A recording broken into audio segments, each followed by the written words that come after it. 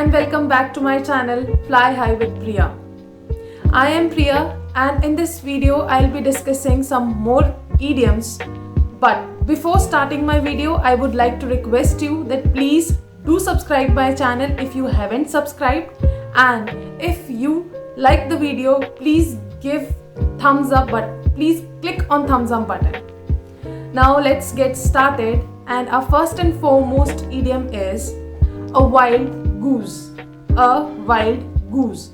Now this idiom means a futile chase.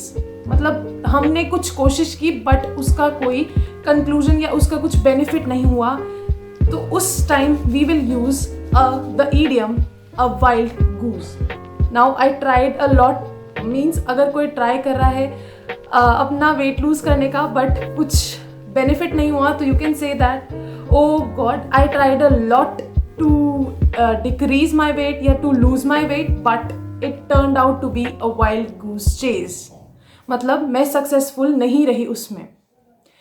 Now second idiom is to live in ivory tower. To live in an ivory tower. Now this idiom means to live in dreams, you can say to live an impractical life. मतलब जो possible नहीं है उसमें ऐसी life जो है वो जीना. Now what is ivory? Ivory basically एक सब्सटेंस है from which जो एलिफेंट के जो टस्क्स होते हैं, 2 टस्क्स, वो उस सब्सटेंस से बने होते हैं, and you know they are very costly.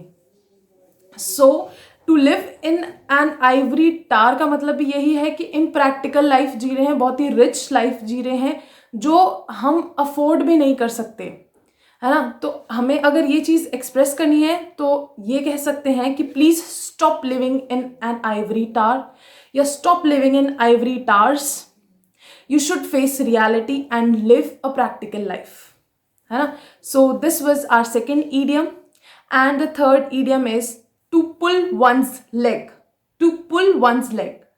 This idiom means to put some hurdle in one's progress. अब कोई चल रहा है, किसी की टांग खींचेंगे तो ऑब्वियसली ना वो रुक जाएगा. So same is the case with this idiom. अगर कोई प्रोग्रेस कर रहा है, अगर हम उसकी टांग खींच रहे हैं तो बेसिकली क्या, एक हर्डल डाल रहे हैं. सो हिज फ्रेंड कह सकते हैं Rohan is doing well in his business but his friend is has started pulling his legs. His partners have started pulling his legs. Now moving on to our fourth idiom, and our fourth idiom is heart rendering. Heart rendering एक phrase है. इसका मतलब है very shocking. Means अगर कोई चीज़ हुई है और जिससे हमें बहुत शॉक एक तरह से लगा है, तो उस टाइम हम ये idiom यूज़ कर सकते हैं, heart rendering. Oh, what a heart rendering incident was that.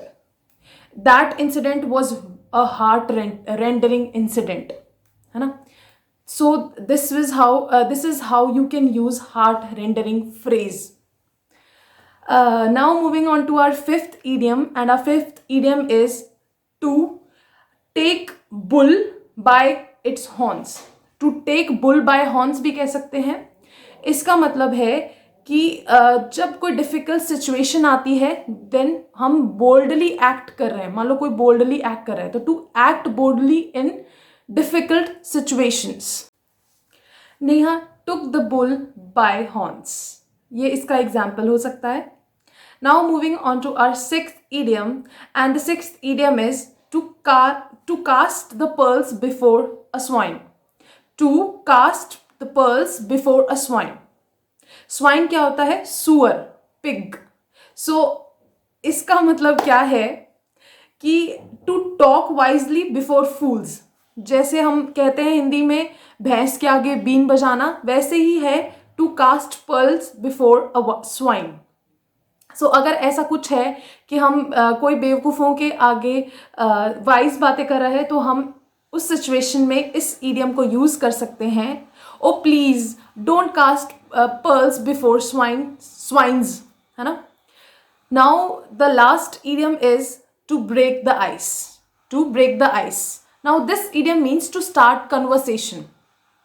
जब कोई कन्वर्सेशन स्टार्ट करता है तो बेसिकली क्या है, एक साइलेंस को तोड़ता है, तो उसको हम इंग्लिश में टू ब्रेक द आइस कहते हैं। सो इसका एग्जाम्पल हो सकता है कि do you remember I was the one who broke the ice first, means मैं जो है वो पहली इंसान थी जिसने कन्वर्सेशन स्टार्ट की पहली बार जब हम मिले थे तब।